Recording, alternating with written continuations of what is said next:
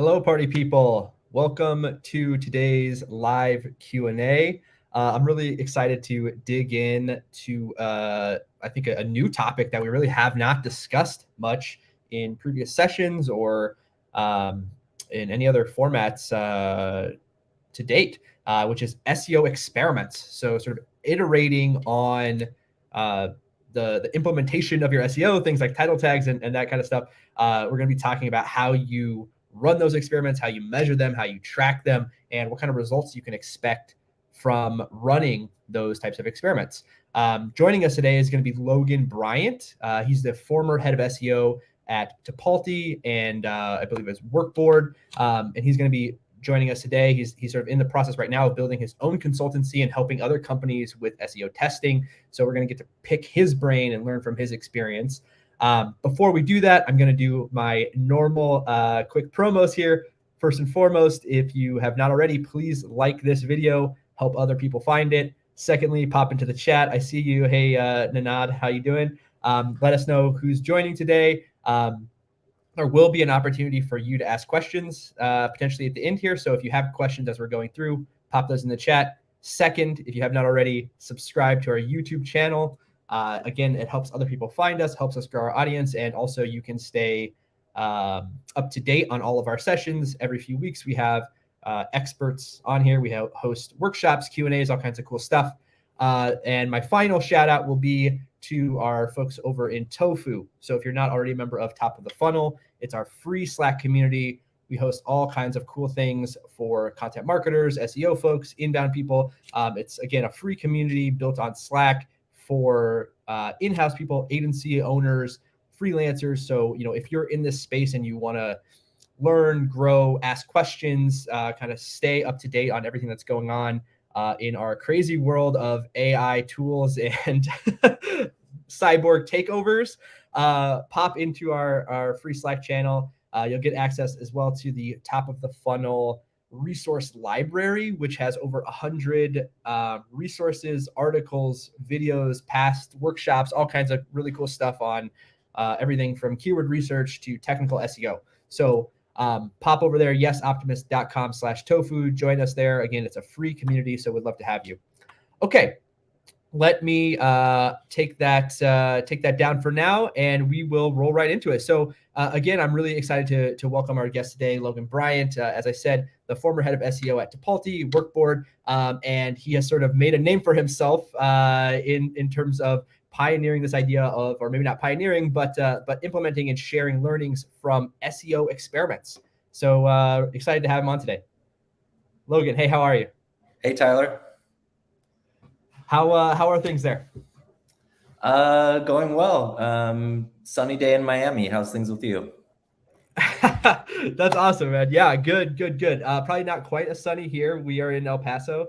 My weather's not pulling up on my watch, so I don't know exactly what it's like outside, but yeah, no complaints. I thought that I would rub that into all the people that are stuck in the dole of winter, the drolls of winter. So yes, I also do that regularly. I am from Iowa, Midwest originally, so pretty much every conversation is, hey, doesn't it suck that it's cold there and it's not cold here? So yeah.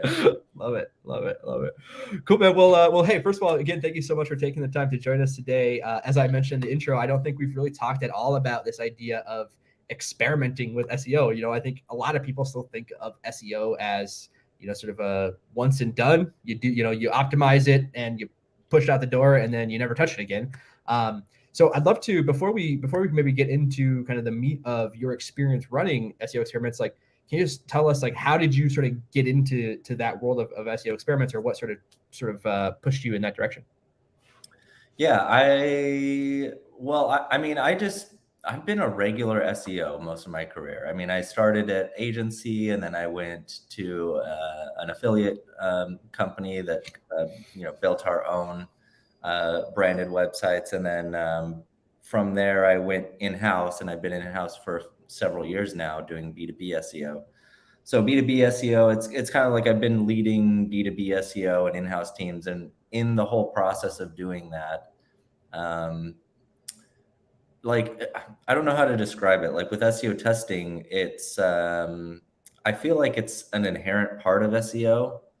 And the way that I think of SEO testing is,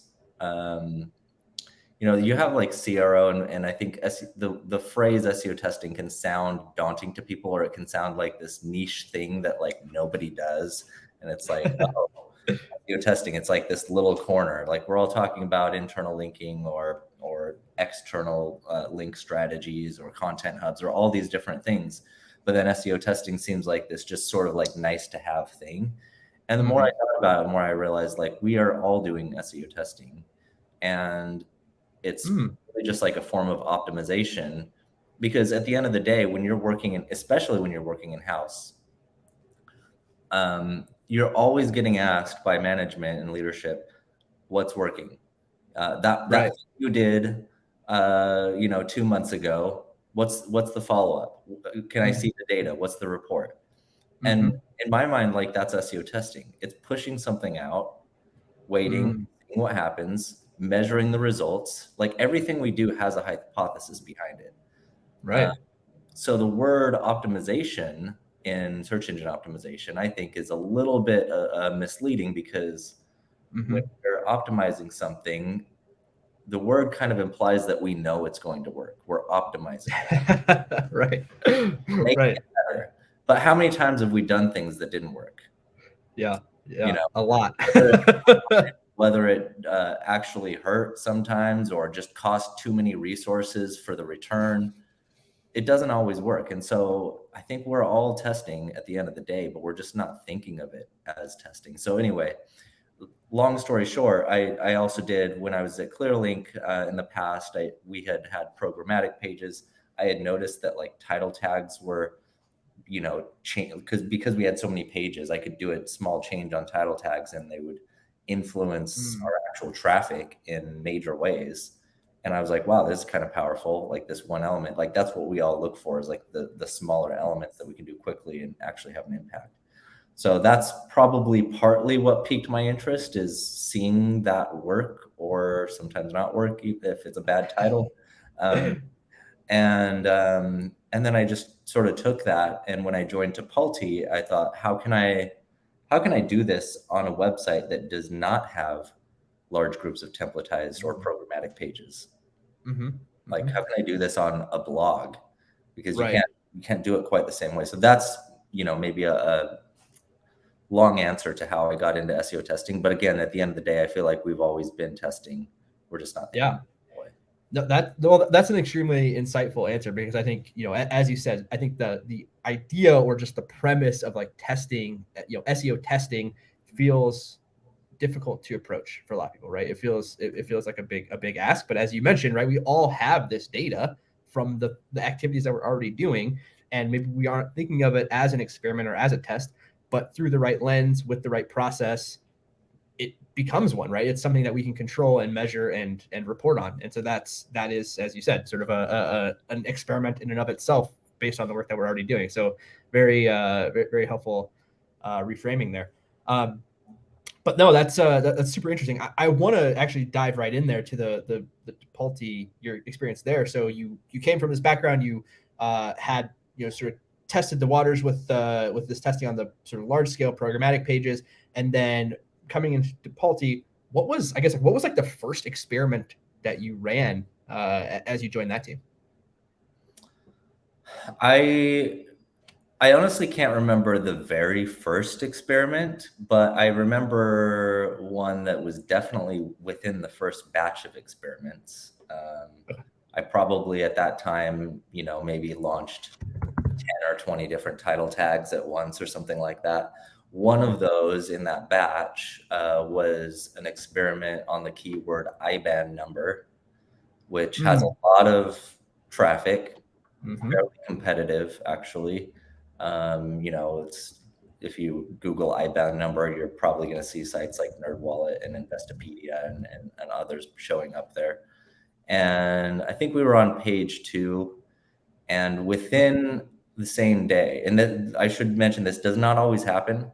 Like the results varies, but with this particular title tag, IBAN number, the next day I went to work and I saw that our rankings had improved. Wow. So you can Love see that feedback loop. in Google Search Console, rankings went up, impressions went Yeah. up, or the keyword position for IBAN number went up, just by That's changing the incredible. title tag. And so, I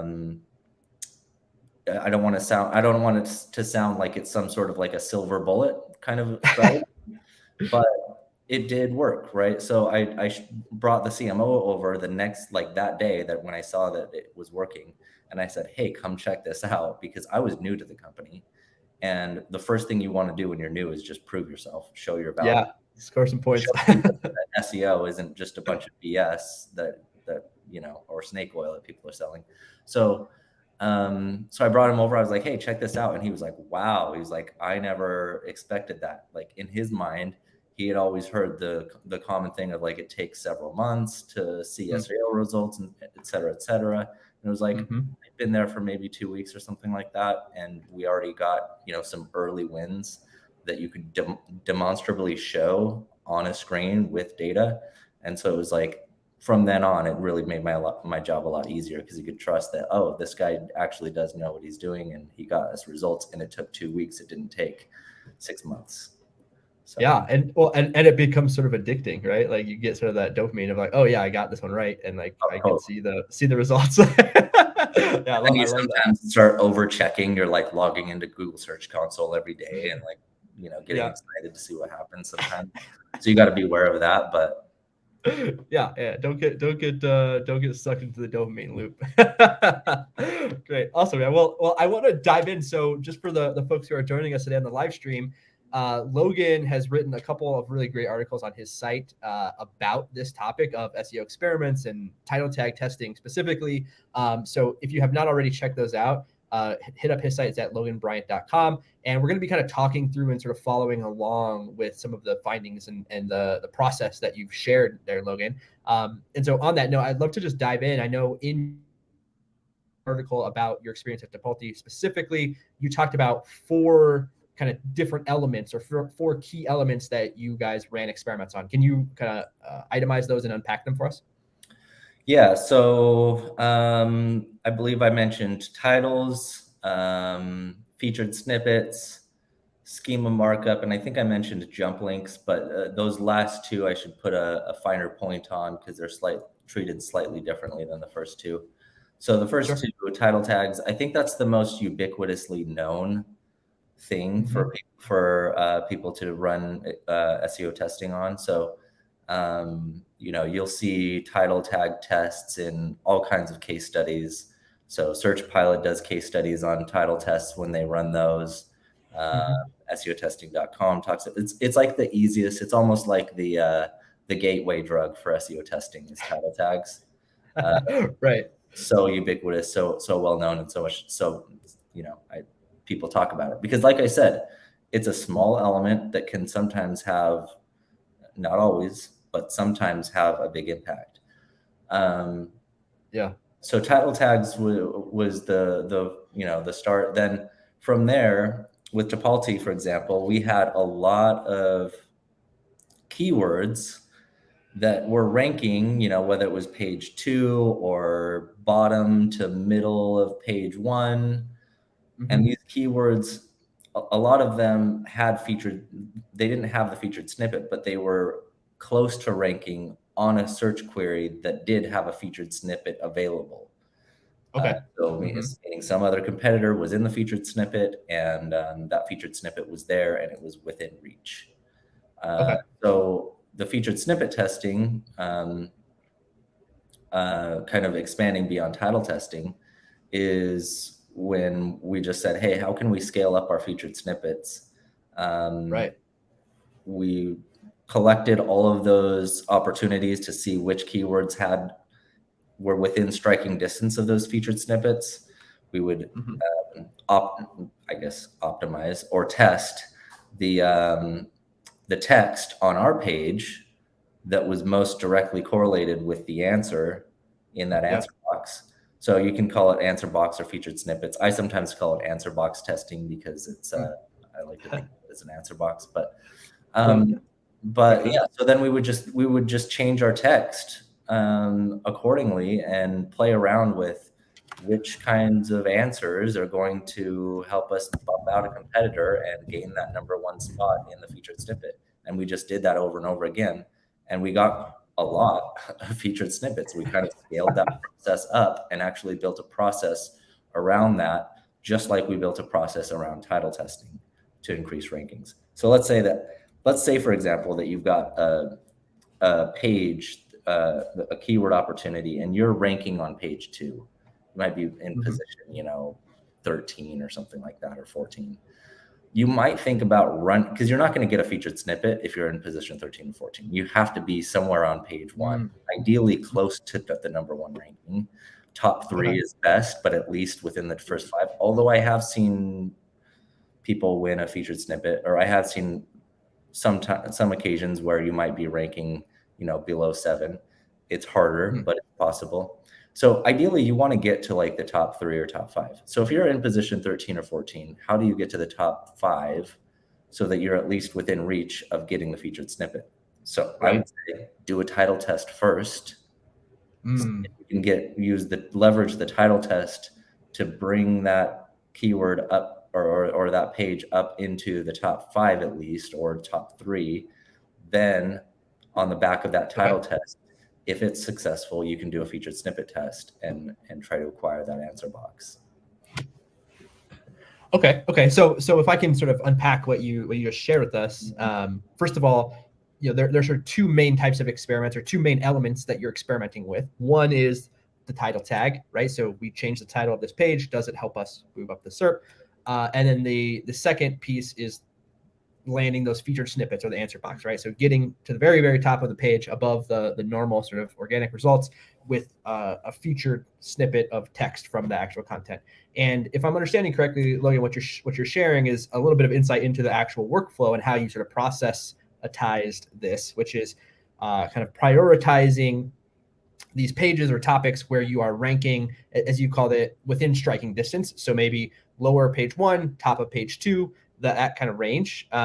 And then you are generally following sort of maybe a sequential pattern there. So you mentioned the idea of first test the title, right? See if you can move sort of organically up the SERP based just on editing the title. And then from there, start to think about how do I jump all the way to the top by optimizing for the featured snippet. Is that the right sort of order of operations that you were thinking about? Yeah. And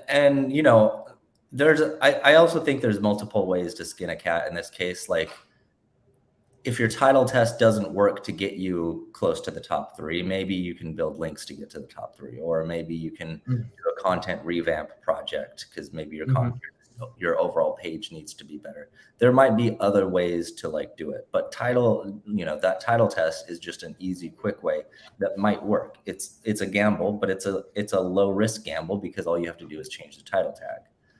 So, but in terms of the order of operations, that's absolutely correct. Right. Yeah, I think that's a good one. Maybe we'll touch on this later on. But yeah, beyond just sort of the testing and that kind of stuff, obviously there's sort of a whole range of tools when we think about SEO. And that's definitely the way that I think about it, as well as, I have sort of 3 or 4 different strategies that are at my disposal. If I'm trying to move up first, move up the SERP for a specific query or with a specific page. And it's really about defining, how do I sort of apply the least amount of effort to get the best outcome in most cases. So that's helpful. Can we talk a little bit about the implementation of the experiments specifically? So let's assume that you've identified a page that's, it's ranking position 12, and we're trying to move it onto page 1, and then ultimately try to get the feature snippet. How do you actually structure the experiment? So we're going to start with a title tag test. I'm assuming, is it essentially just an A/B test? So you take the old title tag, you apply a new title tag, and then you compare the difference over a set period of time, or how do you actually structure the experiment? More or less. So within SEO testing, the term A/B test actually has a different meaning and connotation behind it. Okay. So in this case, what we're doing is what's called time-based testing. Time-based testing is different than A/B testing because, A/B testing, as most people know, comes from more of the CRO and broader experimentation world, where you run something two things on the same page. We don't have that. Luxury in SEO because we can only index one page at a time. Right. So, right. Yeah. Thanks for clarifying that. So, but you can do A/B testing if you have a group of programmatic or templatized pages. So if you have a group of product pages, e-commerce, whether that's e-commerce with a bunch of product pages, or whether that's travel with a whole bunch of, bookings or listings pages, or, there's various programmatic strategies out there. But if you at least have near identical pages and a large group of those, then you can A/B test by splitting that group into 50-50 traffic. And I want to make clear, you have to split that group 50-50 based on traffic, not based on URL count. A lot of people think that, oh, let's just take half our URLs from this group of pages. No, it's you got to figure out, like, where's half of the traffic coming from. So anyway, so that's a different topic. I won't touch that for the time being because I'm actually talking more to the way we did it, which is more time-based testing. So with time-based testing, it is what you mentioned, which is you basically apply a change. You come up with a hypothesis first. You think, okay, what would be better in this case? Which means that you're going to have to do a little bit of SERP analysis to figure out, okay, what kind of title tag better matches the search intent. Like, you have to match the search intent. That's really important. And you have to do some SERP analysis to dig into that. So then you might want to look at what other title tags or types of content is Google featuring, what seems to be resonating.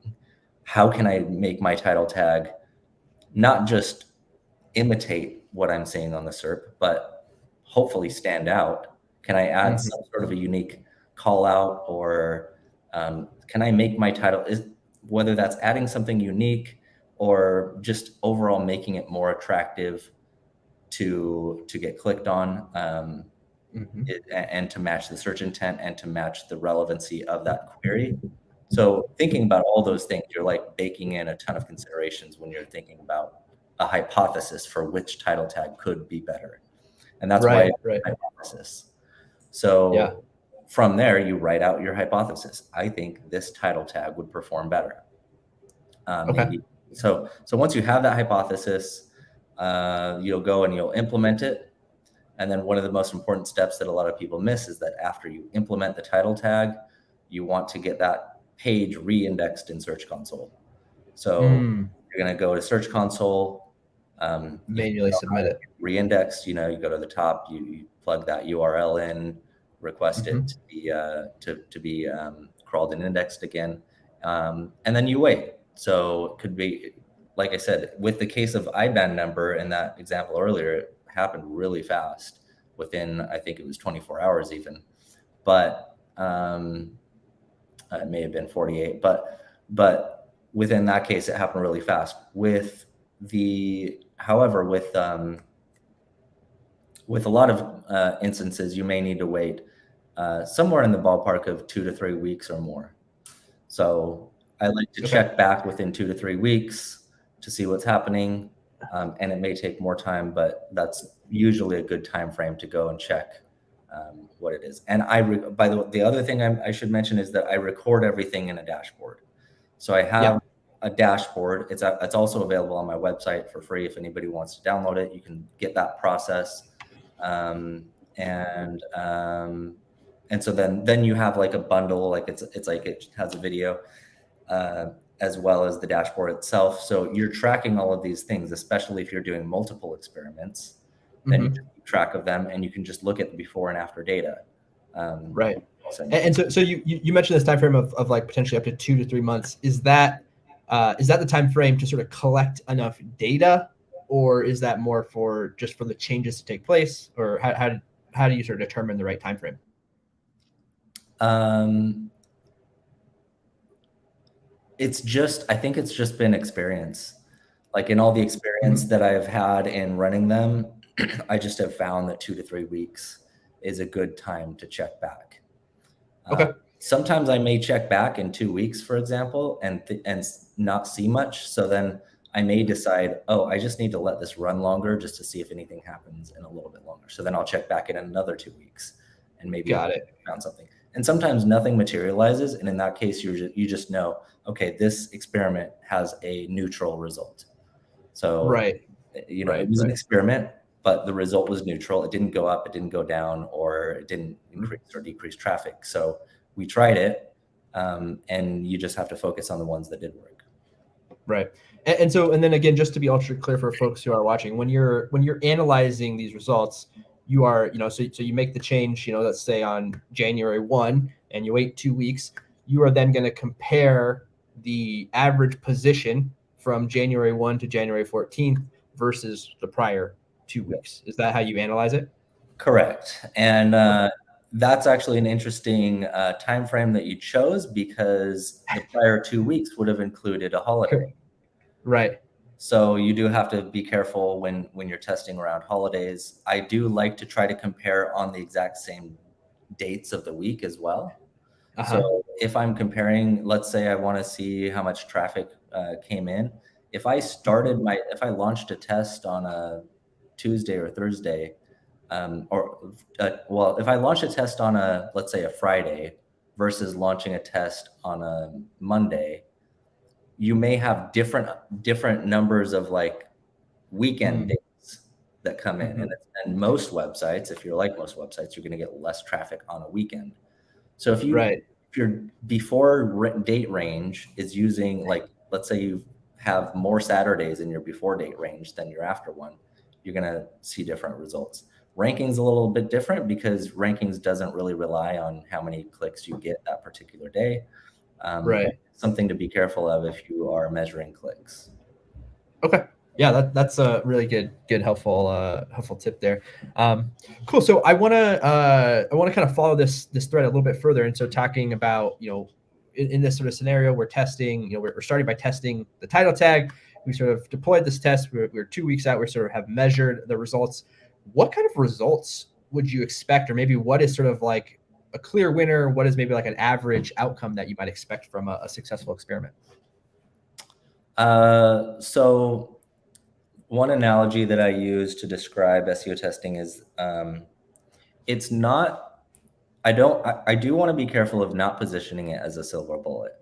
It can work. And the case studies are clear, not just from myself, but other SEOs who've done it, that it works. Or it can work if it's done successfully. So what kind of results can you see?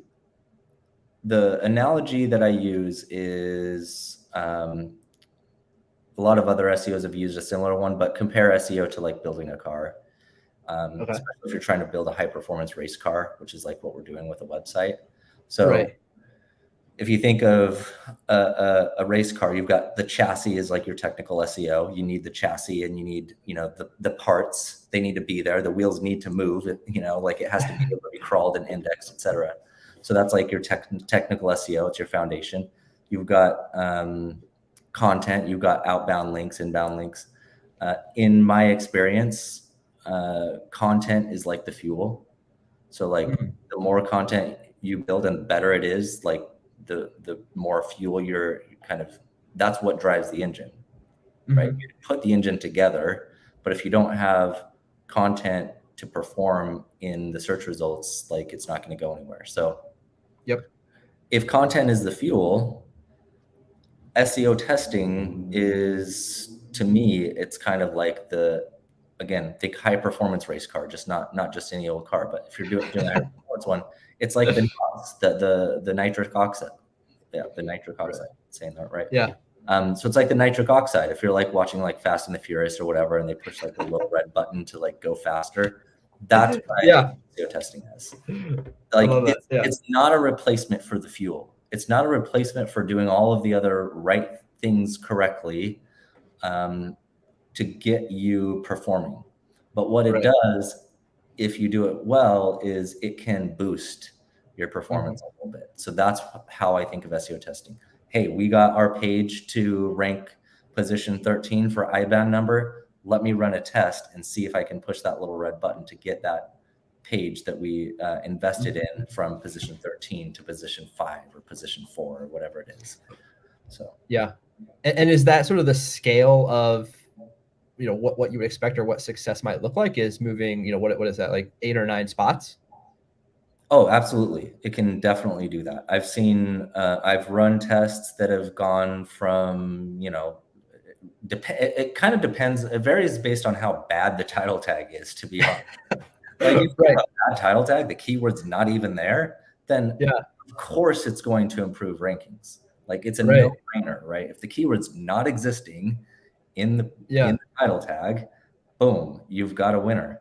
But if it's already been well thought out, like maybe you've actually worked with a good content strategist that, you know, might have already built in some good considerations and best practices into the existing title tag, then it might be a little bit more marginal. You know, you might see that test go from like position 8 to position 3, which would be a success, right? So Right. the number of positions that you can jump, you know, it really just depends on where you're at and with your existing setup.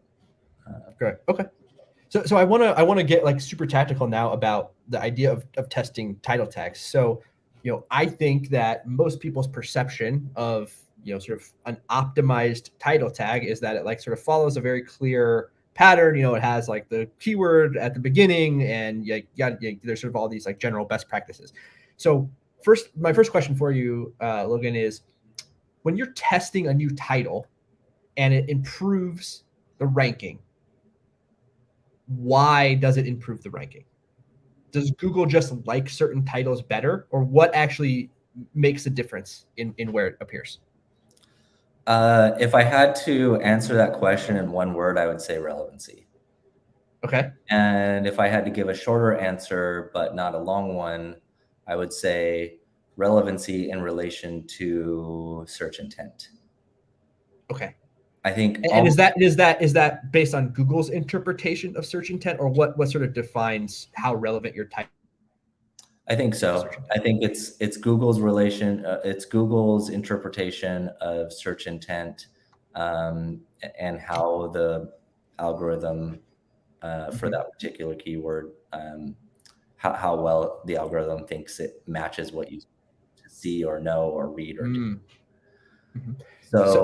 And sorry, I don't want to cut you off, but I just want to make a point there, because I think that's a really important clarification that I think is maybe not obvious to everyone, right? Is that when Google is sort of you know, analyzing or you know, interpreting your title tag, it's not necessarily just looking like, okay, it checks these 3 boxes of, you know, has the keyword in it, you know, the things that we might think of as, you know, sort of like the Yoast SEO, right? But it's actually sort of interpreting the structure of what that title actually says and how well it aligns with what it thinks somebody searching that query actually wants to read. Is that your interpretation? That is exactly right.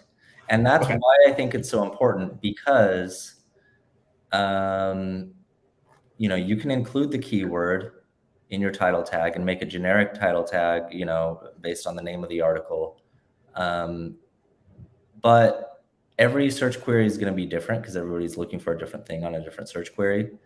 And if your title tag includes the keyword, but it doesn't really like touch on what users want to see, or if it doesn't really add extra value, or if it's just blending in with the 800,000 other title tags on that particular topic, if it's a competitive one, then, you know, how can you expect to perform if you're just doing the same thing as everybody else?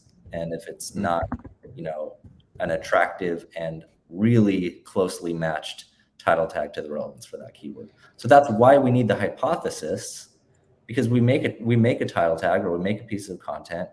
We hypothesize that this is going to be what users want to read. Actually, what we're hypothesizing is that this thing that we're writing is what Google will think that users want to read. Right. Yeah, that's a very good distinction, because everything is happening through the filter of Google's algorithm and what they think. Totally. So like, that's why we have to test, because we don't know what Google's algorithm is going to consider a better title or a better page or a more relevant, attractive hook or lead in. Now, if you think about all these other forms of marketing, email, What's the most important thing in email? The subject line. Mm-hmm. What do people do in paid search? They test ad copy because they know that ad copy is the first thing people see. Like Mm-hmm. people, we know that people are super like, what do you call it? I guess short ADD or whatever, like short-term behavior or whatever it is. Like we know that we only have a super short window of time to capture users' attention. And email knows this, email marketers know this, paid search marketers know this, display, whatever it is, almost everything in marketing, they put most of their eggs in those little, those small hooks, because that's the hook to capture people's attention.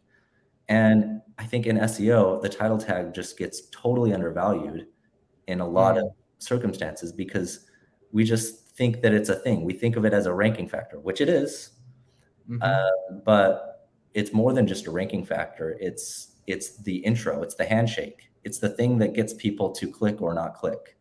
Yeah. So I love that. I love that analogy. So I want to be as sort of tactical as we possibly can get here. And one thing I'm going to mention before I forget is if you check out Logan's website, he's written an extensive article about the idea of title tag testing, including different patterns, different things to test. So we're going to try to unpack a couple of those in this live session, but certainly we're not going to have time to get into the depth and the detail that Logan's already provided. So again, check out his website. He's got, again, a whole bunch of different like patterns and sort of, different strategies that you might try for testing specific titles.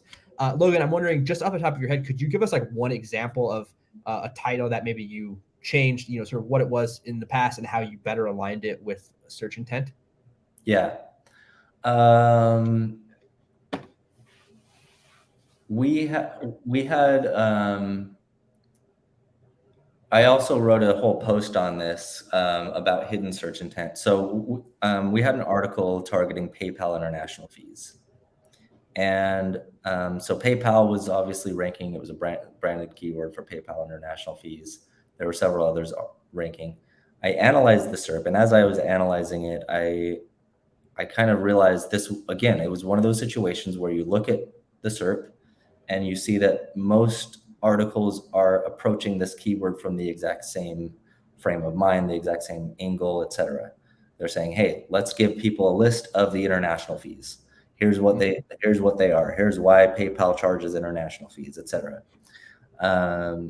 And so everybody's title tag was something like, what are PayPal's international fees, or something along those lines. And I realized there was another search intent. Well, I guess I should say I hypothesized that there was a search intent that wasn't being addressed. So a secondary search intent. And because it wasn't being addressed, I started calling it a hidden search intent. Because most SEOs, when they did their keyword research and lived in the spreadsheet, et cetera, they wouldn't have thought about it. So I thought, well, what do people really want to know when they're searching PayPal international fees? Well, first of all, people don't love fees. If you're searching PayPal international fees, you're probably not happy about like the fact that PayPal is charging you a fee. You might even be looking for a workaround. Like you might be like, is there another way to accomplish this transaction without getting charged this fee that PayPal's charging me? So I thought, I'm going to add that hidden search intent or that secondary search intent into the title tag. It'll make my title tag stand out. Maybe I'll rank better. And that secondary search intent was, so the title ended up being, what are PayPal's international fees and how to avoid them? Okay. So that title tag did perform. We outranked PayPal. We don't now. So if you Google it, I think, the algorithm has shifted a little bit since then. But we are still like number 2 or 3. Like we're still really high up there. But at that time, we outranked PayPal, and it was number 1 for a good chunk of time for PayPal's. Wow. That in and of itself, outranking a brand, a brand for its own branded query is pretty impressive. So kudos to that. So I wanna step through that logic maybe really quickly. So if I can maybe summarize what you shared. So basically, you looked at the search results, and the search intent as it appeared to be displayed from what was already ranking was sort of a simple "what is" query. Right. So everything that ranked so far was basically just like, what are the fees? point blank. And so what you, again, hypothesized was that there was, users actually wanted something beyond that, which was how to avoid the fees. So I guess my question is, do you have a line of thinking or logic or a process for deciding when should you match the search intent as Google has sort of already defined it, right? So as you said, when we think about search intent, it's not really about what the searcher wants. It's about what Google thinks the searcher wants, which we can determine based on what it already ranks on page one, versus as you've discovered in this scenario, sort of a chance to like zag, let's say, right? So do something different from what everyone else is doing. Do you have any advice for how to decide, do you zig or do you zag? Yeah, my advice is test it. Good. Yeah. Okay. Fair. That's totally fair. The SEO testing. So like, it is a challenge. It's something I wrestle with all the time because today in our modern SERP environments, we have a lot of results with fragmented results. You might see product pages competing against blog posts, or you might see how-to pieces competing against what is pieces, or versus pieces and comparison content. There's so many angles and things that are being balanced sometimes on a single SERP that you're like, well, which one is going to work? Should I do the exact same thing because Google will see it as more relevant? Or should I, like you said, should I zig or should I zag? And honestly, you just don't know the answer to that unless you give it a shot.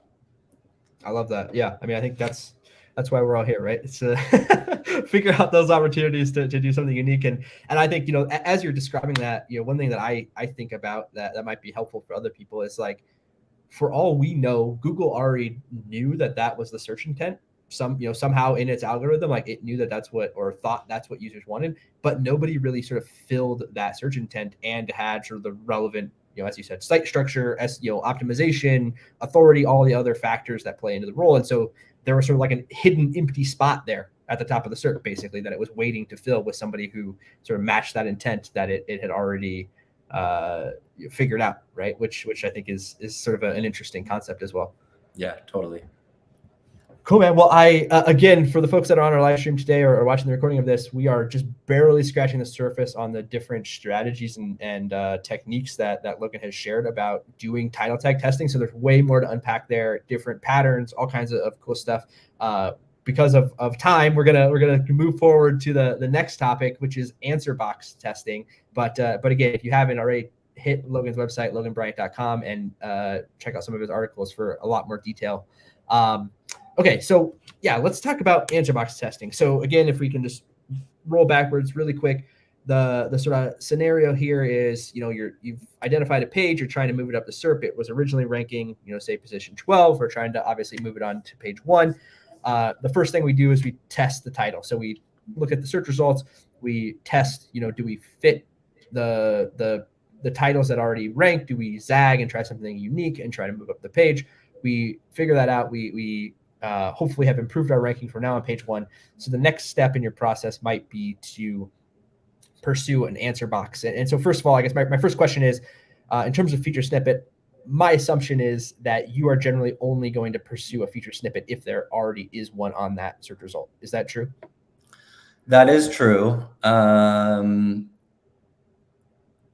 If you see that there is a feature snippet on a SERP result, your chances of acquiring that are almost infinitely better than if there's no featured snippet. Yeah. The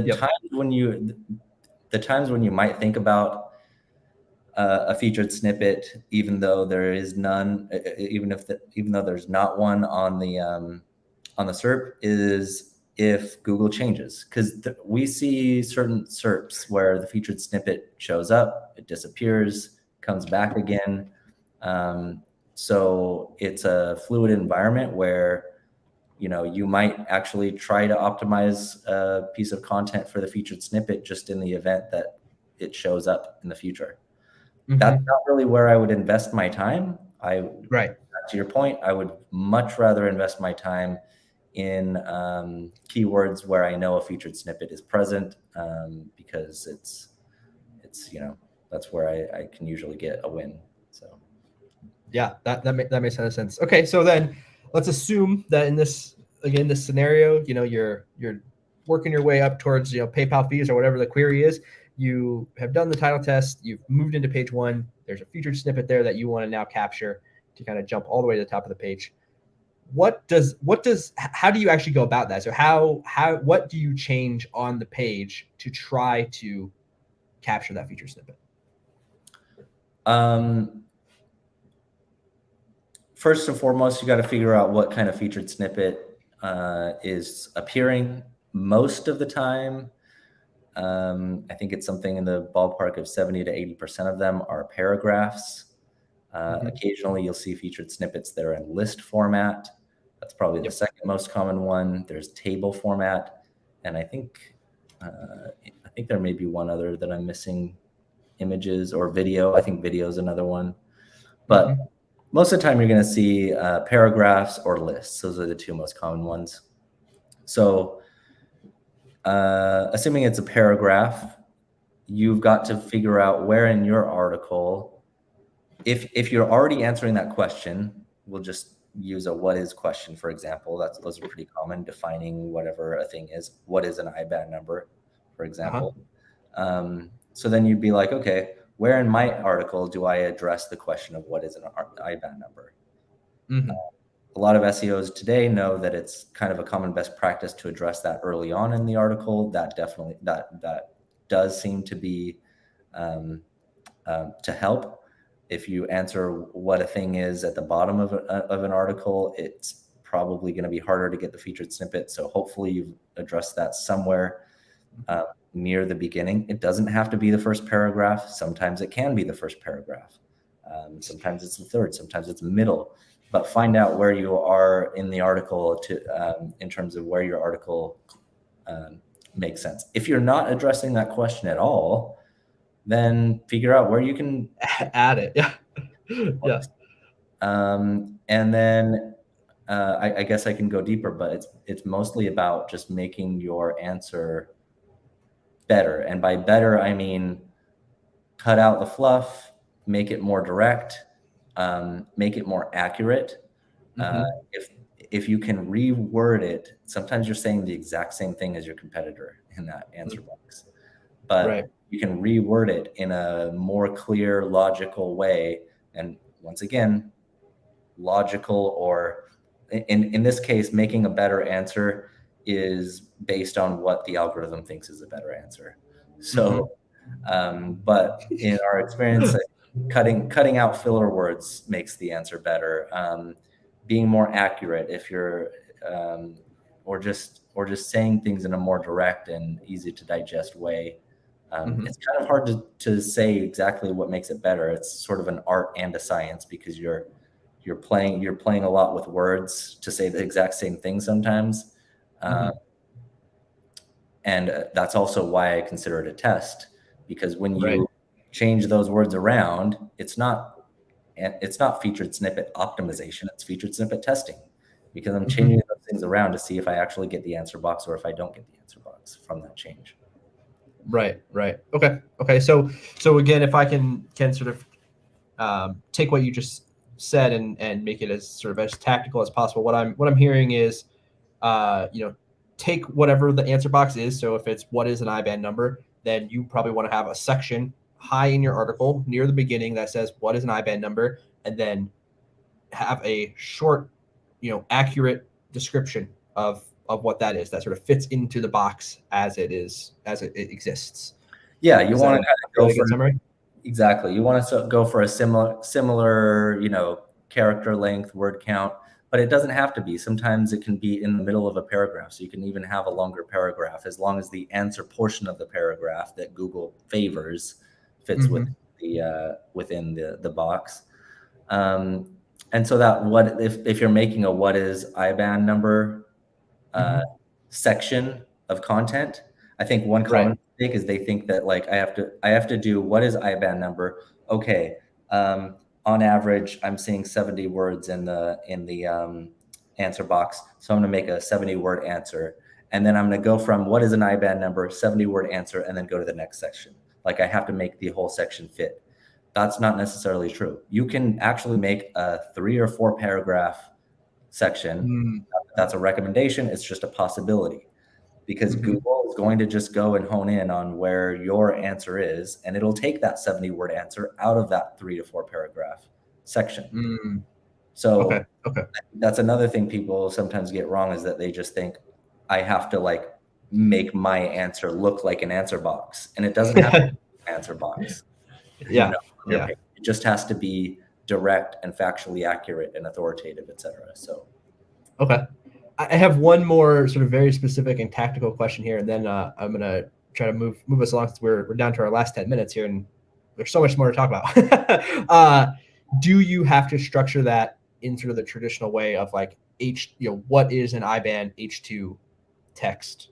Like, do you need to follow that convention? no, I think it helps. I think it does help to have that answer.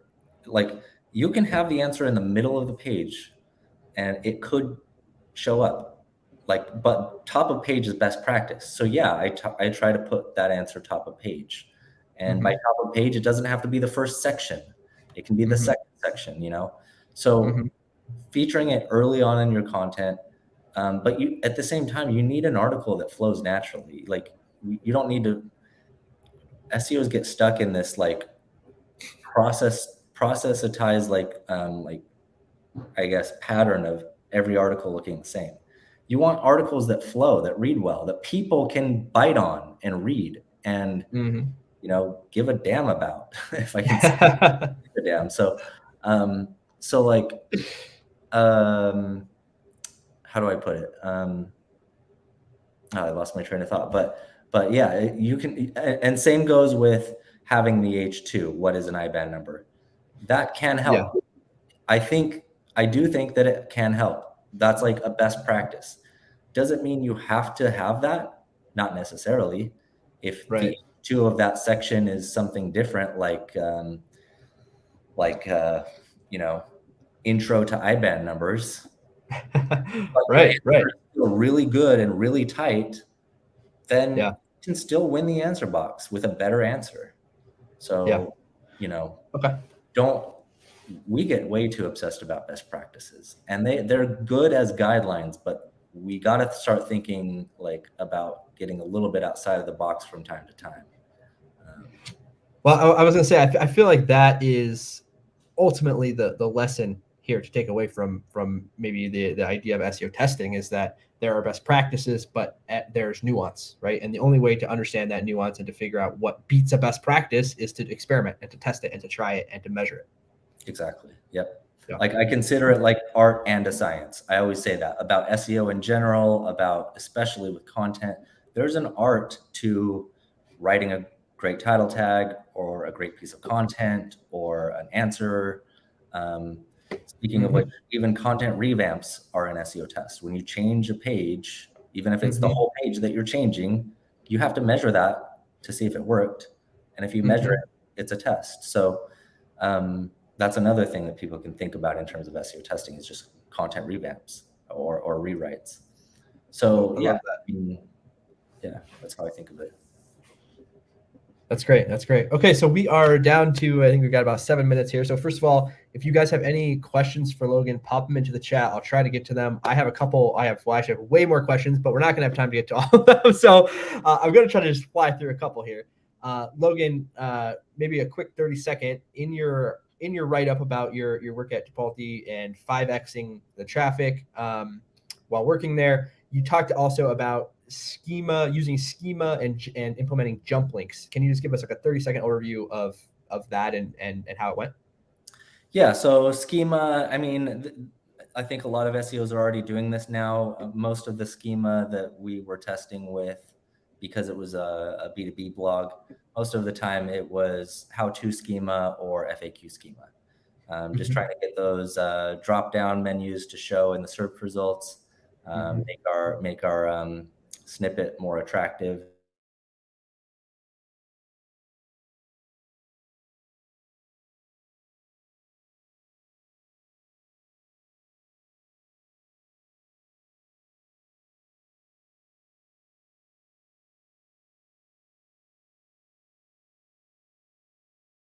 but those were sort of implementations. We could have measured them more closely, but it did seem like the schema in particular was a valuable way to drive more clicks.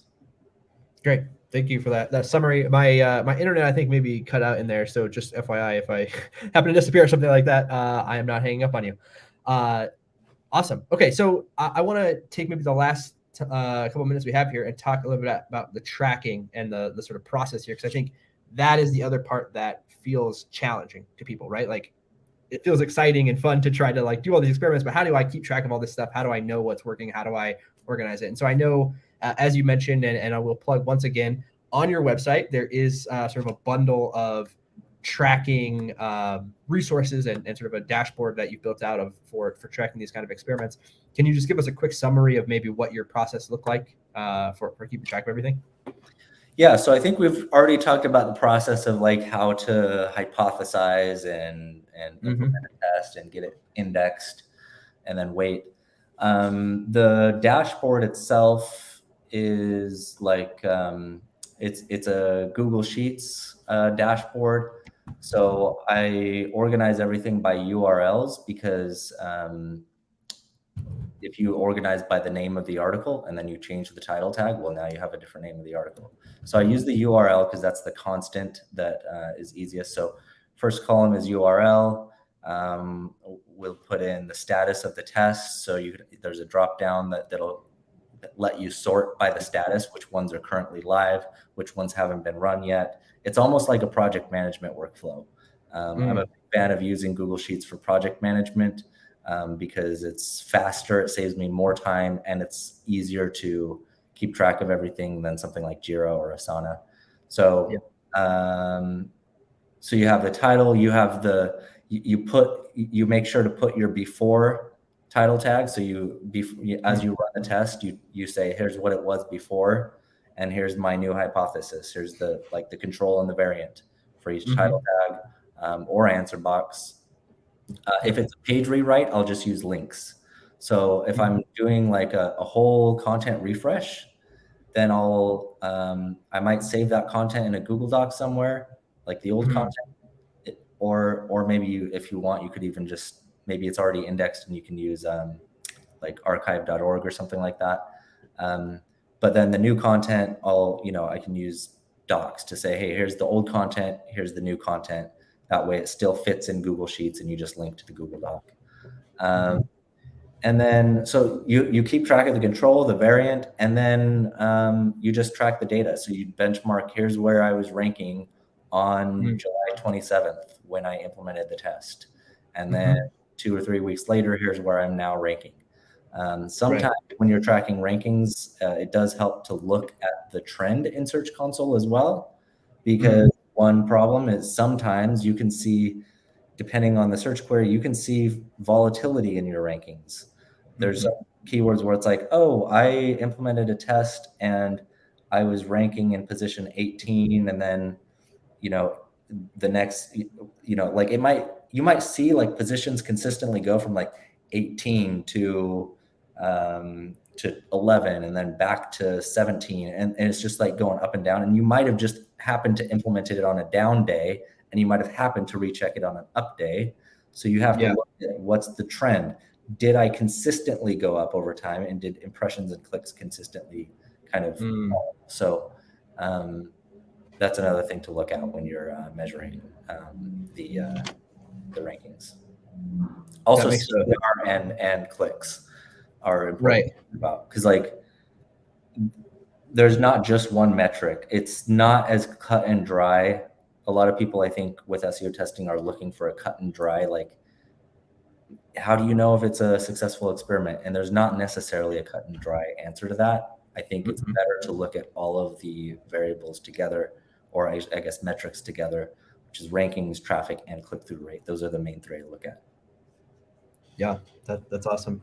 Okay, just in our final seconds here, I just have one last question, which is, how many sort of experiments would you be running at a time? Do you have any thoughts on that?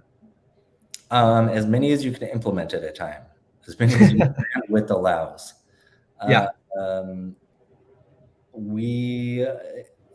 I would say usually we're in the ballpark of, I don't know, 20 to 30 tests at a time at Okay. Tupalti. So, but that's because we have the bandwidth. If you only have the bandwidth to run a couple tests a week, run a couple tests a week. You know, Right. it just bandwidth is the only limitation to how many tests you can run. Yeah. I love that. And I think that's a great takeaway maybe for other folks who are on here. And again, if you can't carve out hours and hours every week to do this, that's totally fine. Like, you can do a lightweight version of this. You can start that ball rolling.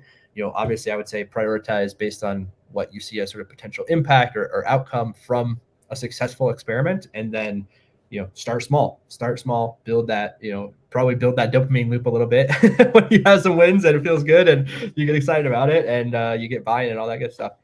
Awesome, man. Well, Logan, thank you so much again for taking the time to share all of your insights and your lessons and your process with us. I'm going to make one final plug here again for Logan's website. I just took it down, but I'm going to put it back up, loganbryant.com.